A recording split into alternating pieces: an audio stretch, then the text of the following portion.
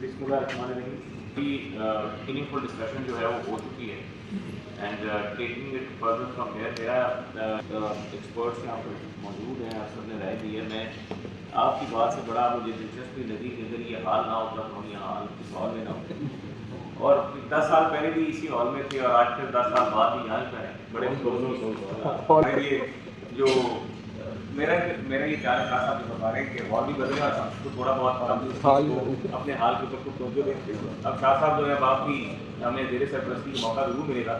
कि हम जो चीज़ें आज से 10 साल पहले वहीद साहब भी मेरे साथ काम कर चुके हैं, यहाँ पे हमारे प्राइवेट सेक्टर के काफ़ी लोग हैं, जब हमने ये सारा प्रोजेक्ट जो था शुरू किया था 10 साल गुजर जाने के बाद आज फिर हम वहीं पर हैं और जो चीज़ें हमने उस वक्त पॉइंट आउट की थी कि ये होने वाला है, आज वो हो रहा है। हमने कहा था कि ये ट्रेड जो है 200 मिलियन पे, मुझे याद है उस वक्त प्राइम मिनिस्टर नवाज शरीफ साहब थे, तो हमने उनसे कहा था कि हम 1 बिलियन तक ले जाएंगे और आज हम 200 मिलियन उस वक्त थे और आज हम 120 मिलियन पे आ गए। और जो चीज़ें हमने उस वक्त पॉइंट आउट की थी, ये बीमारी जो है ये सिर्फ कैपेसिटी बिल्डिंग जो किसान की नहीं की गई और ये प्रोनिंग की जो इक्विपमेंट यूज़ किया गया, उस प्रोनिंग इक्विपमेंट और फ्लड इरीगेशन की वजह से सरगोदा के सारे बात खराब है। अब मैं इस पर बात ये करें कि ये किसकी रिस्पॉन्सिबिलिटी थी, ये किसको करना चाहिए था कि वो उस वक्त किसानों को बताता कि भाई ये जो आपका इक्विपमेंट है, आपने ये जो प्रोनिंग करने वाली टीमें चल रही हैं उनकी कोई लाइसेंसिंग होती है, उन टीमों की कैपेसिटी बिल्डिंग होती है, उनको सिखाया जाता है कि प्रोनिंग में ये इक्विपमेंट यूज़ करना है, या फिर फ्लड इरीगेशन के नुकसान क्या हो रहे हैं, या फिर जो हमारी नर्सरियाँ थी वो रेगुलराइज नहीं थी, उनकी कोई लेजिस्लेशन नहीं थी, उनकी कोई लाइसेंसिंग नहीं थी, उनकी कोई सुपरविजन नहीं थी, वो किसने करना था। ये सब चीज़ें उस वक्त जो थी हमने 2014 मिनिस्टर साहब 2014-15 में ये सारी कंसीव की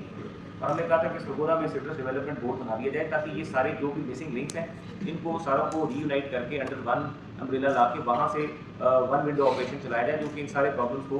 डील करे और उनको रिजॉल्व करे। जो जहाँ पर हमें एग्रीकल्चर एक्सटेंशन की ज़रूरत है एग्रीकल्चर एक्सटेंशन हेल्प करे, जहाँ पर हमें डिपार्टमेंट प्लांट प्रोटेक्शन की ज़रूरत है वो हमें हेल्प करे, जहाँ पर हमें कॉमर्स और ट्रेड तो उस वक्त हमारा बहुत बेहतर था, तो उसका हाल जो है वो आपके सामने है कि वो बात की बात है। अब तो हम उस स्टेज से काफ़ी पीछे आ चुके हैं और जो सबसे बेसिक मॉडल जो मैं समझता हूँ जो हमें करना होगा पहले कि कपास के ऊपर बात की, एक तो हम थोड़ा सा हमारे फ्रेम ऑफ माइंड ये बन गया कि जो चीज़ हाथ से जा रही है उसको जाने में। मेरे ख्याल से कोशिश अगर की जाए कि जो चीज़ हाथ से जा रही है उसको पकड़ने की कोशिश की जाए तो उसको पकड़ा नहीं जा सकता अगर आप बर्निंग टाइम अप्रोप्रिएट मेजर्स लेके और उसको इम्प्लीमेंट करें। अभी फिलहाल जो हमारा सरगोदा का इशू है, बिकॉज हमारी तो लाइफ लाइन जो है 4.5 लाख एकड़ से अभी 3.5 लाख एकड़ से हम आ गए 4,60,000 तकरीबन 1,10,000 जो जेल कार्ड रकबा तीनों पर अपनी कमी बात है। ऑब्वियसली उसके इफेक्ट्स आपके एक्सपोर्ट से भी पड़ रहे हैं, आपकी फैक्ट्री जनवरी में बंद हो गई क्योंकि हम आपको प्रोडक्शन और ऊपर से जो माल आ रहा है वो हैवी चीज़ नहीं और वो एक्सपोर्ट के काबिल नहीं है, कहीं पे टैंकर लगी हुई है, कहीं पे फ्रूट की जो फ्रूट भी है उस तरह की नहीं है जहाँ पर कस्टमर है उसको उठाएँ। तो ये प्रॉब्लम है हमारे ख्याल से सबसे बेसिक प्रॉब्लम है कि हमें बेसिक्स के ऊपर दोबारा जाना पड़ेगा। जोनिंग वाली बात की, न्यू एरियाज वाली बात की, वो अपनी जगह पर पहले तो आप ये देखेंगे 80-70% जहाँ से आपका $120 मिलियन का ट्रेड हो रहा है तो मतलब उस ट्रेड को 5-7 साल 10 साल जिंदा रहा है ताकि हमारे रिजर्व में ये चीज़ें शामिल होती रहें और सरगोदा की जो लाइफ लाइन है, लोगों की जो लाइफ लाइन इससे लिंक है उनको बहाल किया जाए, उनको बचाया जाए।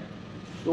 फौरी का बात मैं ही समझता हूँ कि जो आपने प्रोजेक्ट बनाया ऑलरेडी उसी प्रोजेक्ट को आप उसको थोड़ा सा रीमॉडिफाई कर लें, उसके अंदर बीच में उसको प्रोग्राम कर लें जिस तरह हमारे सेक्रेटरी साहब जो हैं टास्क फोर्स को फरमा रहे हैं। अगर उसको आप प्रोग्राम करके उसके बीच में आप एक टारगेट कर लें कि 1 लाख एकड़ जो एरिया है, वैसे तो जो 3.5 लाख बाकी है वो भी उसी नर्सरी से लगा हुआ है पौधा जो नर्सरी बनवा है उस नर्सरी उस पौधे ने भी टुवर्ड्स उसका भी डिक्लाइन होना है, आज नहीं तो 5 साल बाद 3 साल बाद 6 साल बाद वो भी डिक्लाइन की तरफ जाती है। मैं आपको अपना ज़ाती बात बताता हूँ कि मेरा एक बाग था वो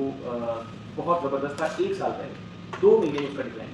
कुछ समझ नहीं आई कि उसको हुआ था एकदम पौधे में उसमें। तो मेरा अपना तजुर्बा यही मेरा ख्याल है कि 3.5 लाख जिसके ऊपर $120 मिलियन की ट्रेड खड़ी है वो मरीज किसी बड़ी चीज़ को कार्डियक अरेस्ट हो सकता है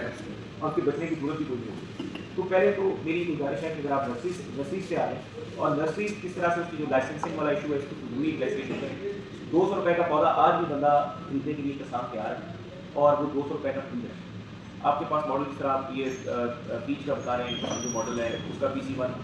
जो है उसको देख लिया जाए, अब आपने जो कुछ प्रोजेक्ट किया उसको देख लें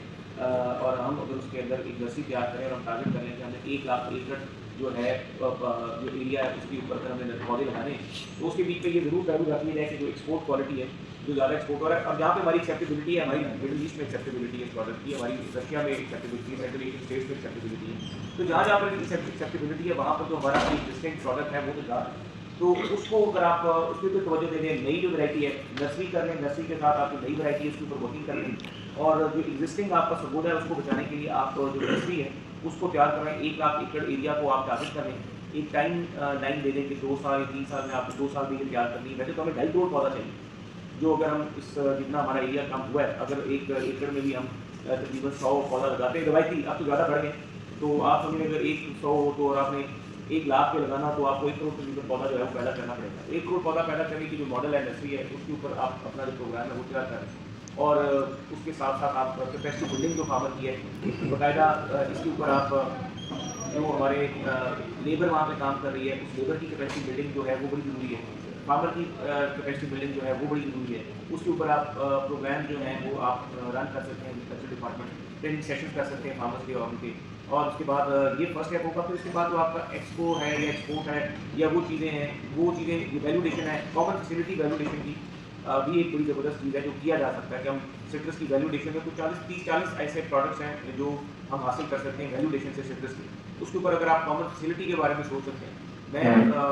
जब हम ये कर रहे थे तो उसमें मैं कीनिया गया था, मैंने कीनिया टी बोर्ड का जो मॉडल था मैंने उसको स्टडी किया था। उसके बीच में यही था कि क्लस्टर फार्मर्स के बनाया गया था और फार्मर्स को खुद आज जो फार्मर्स जो है अपनी फैक्ट्री के खुद मालिक हैं और कीनिया टी में एक्सपोर्ट में इसको बिल्डिंग एक रोल प्ले कर रहे हैं। तो अगर हम अपने फार्मर्स को कैपेसिटी बिल्ड करके पहले स्टेज में तो हम उनको प्लांटेशन और उनकी वो सेंक्शन करें, लाइसेंसिंग वाली साइड सेंक्शन करें, कैपेसिटी सेंक्शन करें, साथ में हम देखें कि जो एरिया अच्छा है टू स्टार्ट हो, हम कुछ एक को क्लस्टर बना के जहाँ पर अच्छे बागात मौजूद हैं, एक्सपोर्ट की क्वालिटी अच्छी, कॉमन फैसिलिटीज की तरफ ले जाएं और उन्हीं फार्मर्स को जो है उन्हीं कुछ अर्से बाद उनको इतना सेंक्शन करें, उनकी कैपेसिटी बिल्डअप करें कि वो प्रोडक्ट जो है अपनी फैक्ट्री में खुद प्रोसेस करके आगे जो है एक्सपोर्टर्स उनको प्रोवाइड करें ताकि वो इंटरनेशनल मार्केट में भी जाए। तो वो सेकंड स्टेप होगा। फर्स्ट स्टेप जो होगा वो ये होगा। उसके साथ जो बाकी